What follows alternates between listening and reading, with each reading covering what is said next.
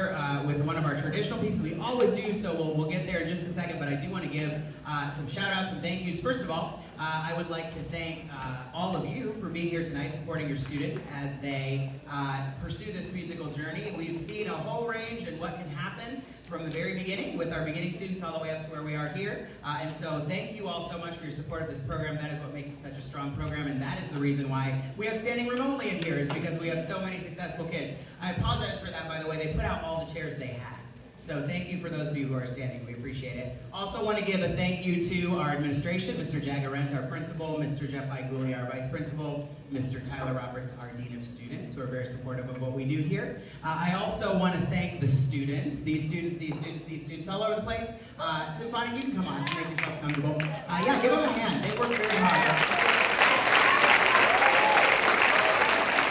And it is just a pleasure to be with them almost every day. Maybe not every day, but almost. All right? I also want to give a shout out today to someone who has made a major impact on our program in the short time that he has been here, and that is our student teacher, Mr. Zepeda. He is yes, give him a hand. He comes to us from Ball State University, and this past Wednesday, was it Wednesday? Yeah, I think it was. Wednesday, he and I and his student teaching supervisor all had a little time to chat, and he passed his student teaching. He will walk in graduation on Saturday, and he will be a teacher, which is amazing. So congratulations, Mr. Zepeda. We thank you so much for everything you've done for us. Okay, we are ready for our final number tonight, and I'm excited to invite a good friend of mine to the stage who does the reading for us. Where is Mark? Is he here? Oh, he's way back there. Come on up, Mark. Mark Mullins from WRTV, the anchor of the evening news, is here this evening to read Twas the Night Before Christmas. He's a great friend of mine. I think we were counting it out, Mark. Is this 9? 9 years of reading Twas the Night Before Christmas with us. So we're super excited that he is here. And I will pass the mic off to you, Mark. And we will wrap it up. Thank you all again so much for a great first semester. We look forward to what's coming next. Happy holidays.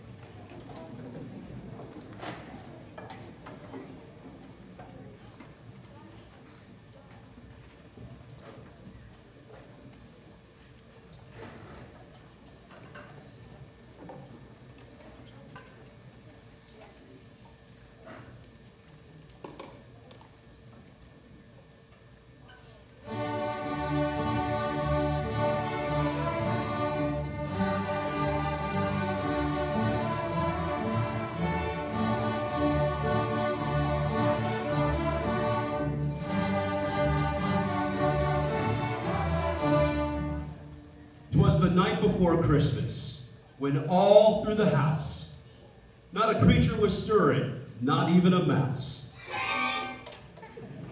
The stockings were hung by the chimney with care.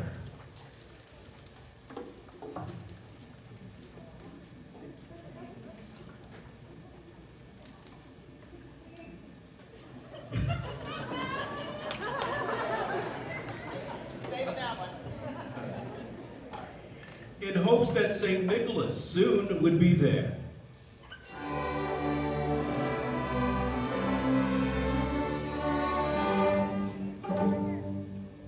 The children were nestled all snug in their beds, while visions of sugar plums danced in their heads.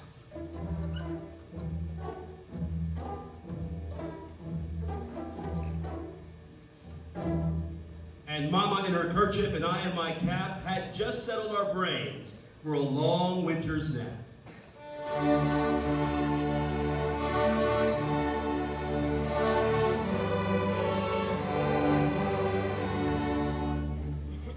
When out on the lawn there arose such a clatter, I sprang from my bed to see what was the matter. Away to the window I flew like a flash.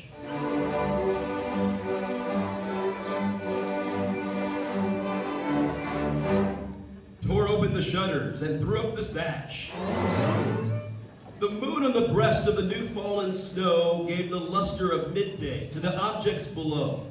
when what to my wondering eye should appear but a miniature sleigh and 8 tiny reindeer.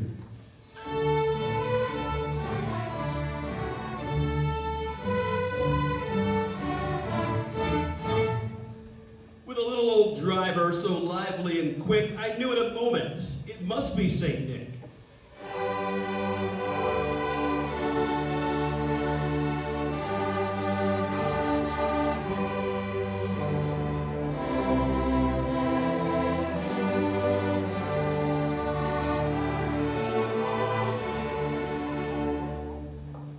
More rapid than eagles, his coursers they came, and he whistled and shouted, "Yo, reindeer!"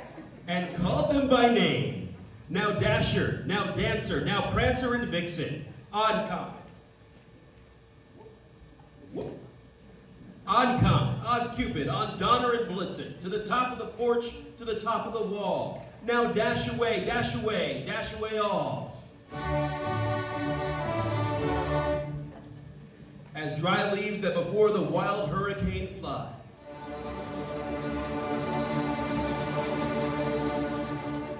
When they meet with an obstacle, mount to the sky. So up to the housetop, the coursers they flew.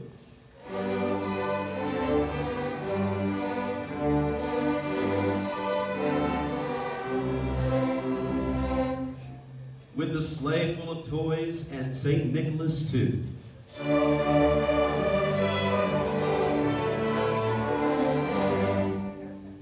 And then in a twinkling I heard on the roof the prancing and pawing of each little hoof.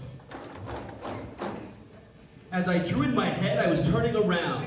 Down the chimney, St. Nicholas came with a bound. He was dressed in all fur from his head to his foot, and his clothes were all tarnished with ashes and soot. A bundle of toys he had flung on his back, and he looked like a peddler just opening his pack. His eyes, they twinkled.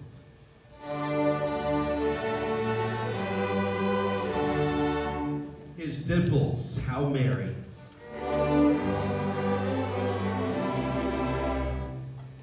His cheeks were like roses, his nose like a cherry.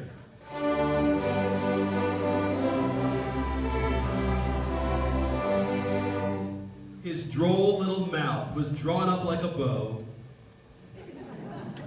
and the beard of his chin was as white as the snow.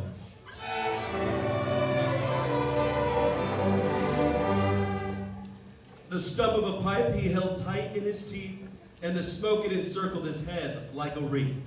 He had a broad face and a little round belly that shook when he laughed like a bowl full of jelly. He was a chubby and plump, right jolly old elf, and I laughed when I saw him in spite of myself. A wink of his eye and a twist of his head soon gave me to know I had nothing to dread. He spoke not a word, but went straight to his work and filled all the stockings, and then turned with a jerk, and laying his finger aside of his nose, and giving a nod up the chimney he rose. He sprang to his sleigh, his team gave a whistle, and away they all flew, down on a thistle.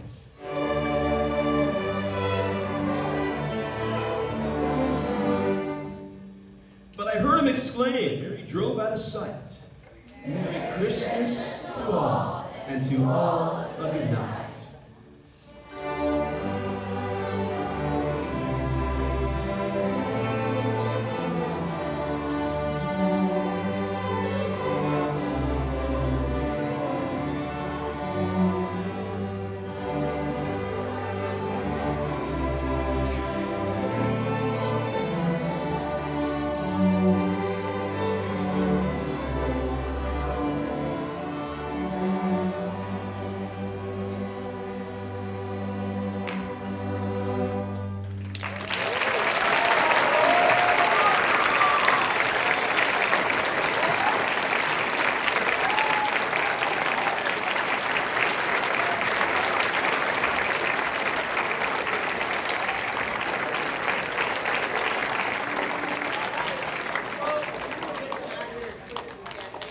we do need to clear the stage, and students didn't know that.